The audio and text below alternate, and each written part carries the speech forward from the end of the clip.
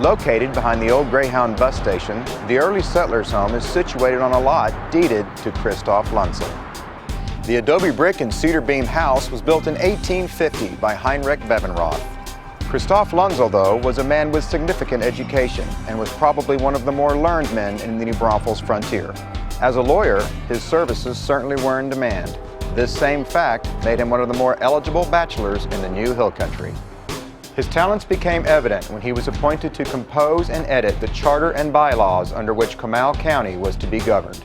Later, in the 1850s, Christoph Lunzel was in charge of wagon trains to the San Diego area. Many of the early immigrants found a large profit in this type of work. It was a dangerous occupation, especially in the frontier, where law and order were often carried out by private citizens. It was while performing this occupation in San Diego that Christoph Lunzel met his death. The details of the event are quite scant but bluntly to the point. The San Antonio News reported on June 4, 1858, that Lunzel, former resident of New Braunfels, was shot in a fight by Brown. No further information is known of who Brown was, nor of the incident that led up to the murder.